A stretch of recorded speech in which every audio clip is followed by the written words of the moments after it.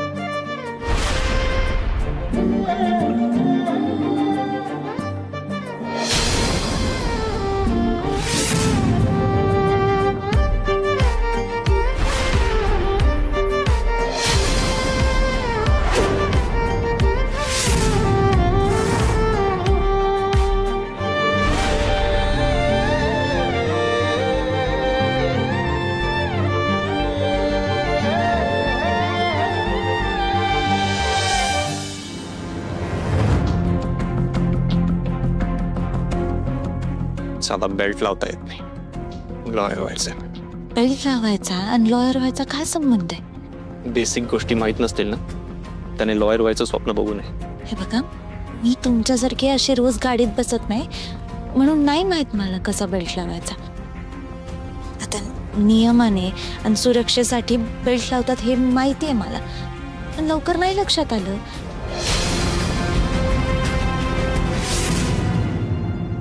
बरं झालं बाबा, राणीला पुढे बसवलंस. नवरा बायकोला निदान कानामध्ये कुजबूज तरी करता येईल.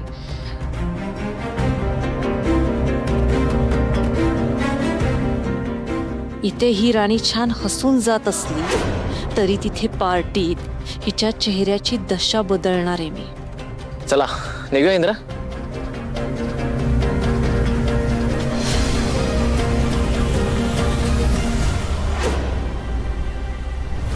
लवकरात लवकर काहीतरी करायला हवं, नाहीतर माझ्या हातातनं वेळ निघून जाईल. माझा इंद्रा त्या राणीत अडकत जायला नको हळूहळू.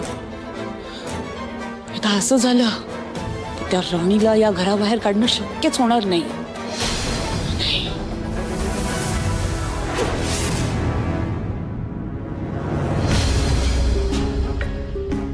कसला विचार करते?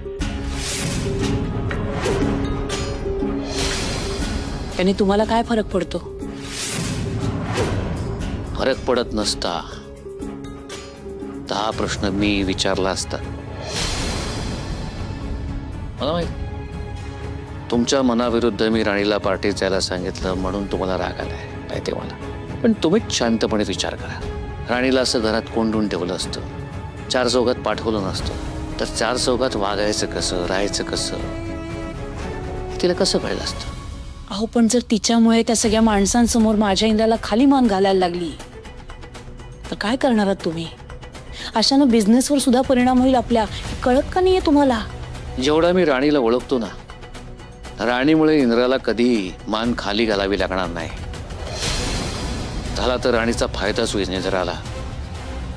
झालाय कारण फॅक्टरीमध्ये, म्हणून म्हटलं.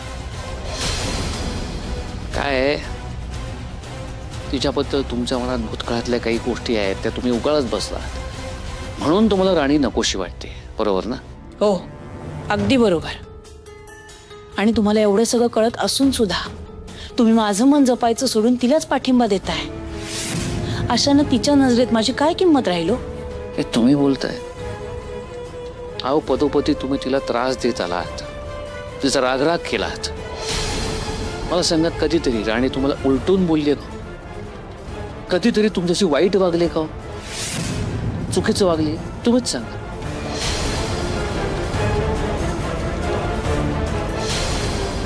वागली नसली तरी वागणार नाही कशावरून? संसारामध्ये या जर तरला काही अर्थ नसतो. तर नका घेऊ शंका कुशंका मनामध्ये. ह्या नात्यामध्ये संशय घेतला, शंका कुशंका घेतल्या, नात्यातलं अंतर वाढायला लागतं, ही दरी वाढायला लागते. आणि का एकदा दरी वाढली हे सगळंच आपल्या हातातून निष्ठून जातं. त्यामुळे हा सगळा विचार बाजूला ठेवा. राणी आणि इंद्राला मनापासून जगू दे, मनापासून त्यांच्या गोष्टी करू दे. त्यांचा संसार त्यांना फुलवते. मला सांगा, जेव्हा आपलं लग्न झालं, तुम्ही आमच्या घरात आलात, तुमच्या आई वडिलांनी जर आपल्या संसारात लुडबुड केली असती तर तुम्हाला हे आमचं घर आपलंसं वाटलं असतं? नसतं. माझ्या आईनं, तुमच्या सासूनं, तिला माहिती होतं की तुमच्या ताकद काय, तुमचा संयम किती, तुम्ही किती नेटानं संसार करू शकता हे तिला माहिती होतं. म्हणून तिने तुम्हाला तुमच्या गतीनं आपला संसार करू दिला. हा आपला संसार कसा फुलवायचा हा तुम्हाला शिकू दिला. मग आता तुम्ही तुमच्या सासूचा आदर्श डोळ्यासमोर ठेवा. कसं आहे, मला ती पिल्लानं पंख फुटले ना, ते आकाशात उडणार, भरारी घेणार.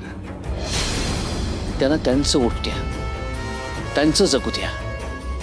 ते पडतील, धडपडतील, पण पुन्हा शिकतील.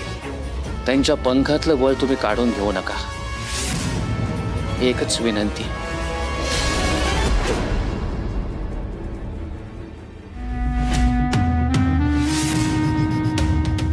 आईचं उदाहरण देऊन माझं मत बदलेल असं जर तुम्हाला वाटत असेल ना, तर ते कधीच शक्य नाही. कारण मुळात आपलं लग्न सगळ्यांच्या इच्छेने झालं होतं आणि ती राणी माझ्या मनाविरुद्ध माझ्या घरात आली.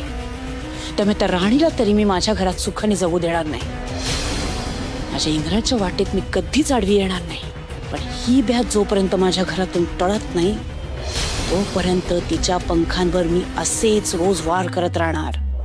नाही त्या हुकुमाच्या राणीला तिच्याच पंखांचं ओझं वाटायला लागलं ना, तर नावाची मालती महाडिक नाही मी.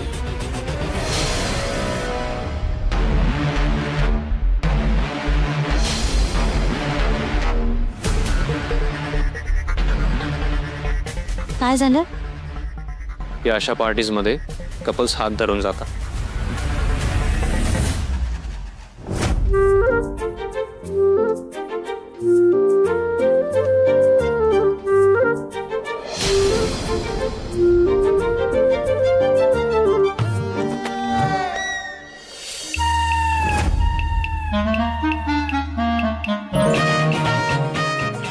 पोटात गडबड आहे, तुम्ही पुढे व्हा, मी आलेच.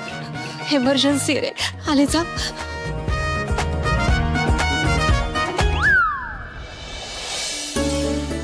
अरे हो, पण इंद्रजीत कुठे आहेत? सर येतीलच एवढ्यात.